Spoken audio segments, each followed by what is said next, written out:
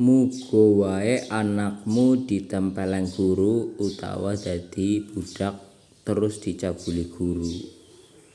Artinya begini orang yang komen ini. Mudah-mudahan anakmu ditempeleng oleh gurunya atau dicabuli gurunya. Kayak gitu katanya. Jadi konsepnya tidak begitu, Sholahuddin Wahid. Kayak gini konsepnya.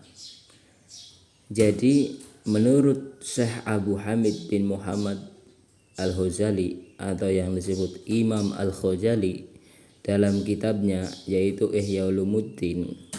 Jadi adabul murid ala syaihi yaitu tata krama atau adabnya akhlaknya seorang murid kepada guru ya itu ada 10 dan tata krama seorang guru pada murid juga ada 10. Ini konsepnya saya tidak sedang membicarakan guru yang arogan atau guru yang kurang akhlak kepada muridnya. Ini konsepnya saya sedang menceritakan seorang murid yang harus mempunyai tata krama kepada gurunya. Kayak begitu.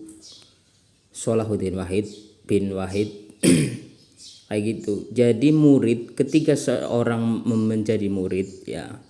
Ketika seorang menjadi murid itu yaitu tadi kita harus meniru akhlak dari ajaran Ali bin Abi Thalib seperti itu. Sahabat Ali dari sahabat Ali. Ini sebetulnya kalau dibahas panjang banget. Kalau sampean mau paham apa itu murid ya silahkan buka kitab Ihya Ulumuddin seperti itu. Jadi secara simpelnya itu begini. Seorang murid ya, seorang murid atau seorang yang mencari ilmu itu harus merendah taat bagaikan budak seperti itu.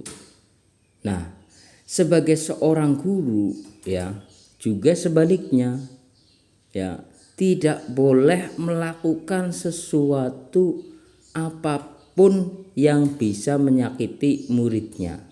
Seorang murid juga tidak boleh melakukan sesuatu yang menyakiti gurunya. Seperti itu. Nah, akhlaknya bagaimana? Pahami dulu konteksnya. Konteksnya. Ya, antara murid dan aurat, antara guru dan murid. Ya. Di sini konteksnya, konteks guru dan seorang murid itu harus saling menjaga. Ketika gurunya ya mengatakan sesuatu itu murid harus sami'na wa ata'na. Atau yang barusan terjadi yaitu adalah ketika sesuatu dari gurunya apa itu entah apa yang penting dalam konteks mengajar ya. Itu murid harus terima, intinya begitu ya. Kayak semisal begini, ini tentang upah ya, upah ya, upah orang mengajar. Seorang guru tidak boleh mengharapkan ujro atau bayaran ya. Itu konteks untuk guru dan konteks untuk murid ya. Seorang murid wajib memberikan upah kepada guru. Ayo, kayak gitu, pahami dulu konteksnya. Jadi di antara murid dan guru ya itu harus memahami konteksnya. Maka menurut saya kalau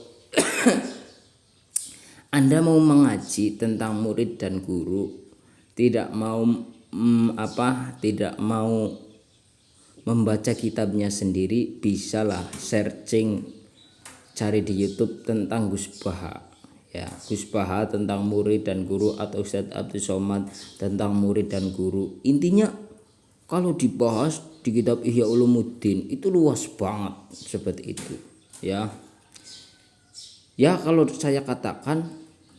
saya katakan untuk guru-guru zaman sekarang dan murid-murid zaman sekarang itu tidak masuk. Tidak masuknya apa? tidak sesuai prosedur yang kita ajarkan seperti itu. Semisal ada guru yang menetapkan budget ketika mau ceramah, itu tidak masuk sama sekali dalam kitabnya Imam Ghazali atau Hujatul Islam seperti itu. Dan seorang murid yang kayak tadi itu mendenda gurunya 25 juta, itu tidak masuk sama sekali. Jadi akhlaknya nol. Akhlak seorang murid pada guru itu nol, khususnya zaman sekarang kebanyakan, dan akhlak seorang guru kepada murid juga sekarang kebanyakan nol seperti itu. Tapi banyak sekali guru-guru yang ikhlas mengajarkan. Ya, ini pahami dulu konteksnya. Jadi Anda ini, mohon maaf, apalagi Anda itu Anda ini seorang muslim. Apapun yang Anda belum ketahui, jangan sekali mengucapkan sesuatu yang Anda belum ketahui konteksnya. Itu bisa menjadi dosa, ya. Kaburu maqatan 'inda Allahi an taf'aluna ma la ta'lamun. Dosa besar mengamalkan sesuatu yang Anda tidak ketahui. Gitu loh. Jadi menurut saya sekarang, ya, kalau Anda belum pahami konteksnya, searching. Menurut saya Gus Baha, Ustadz Somad, Ustadz Hidayat itu sangat paham sekali tentang konteks ayat.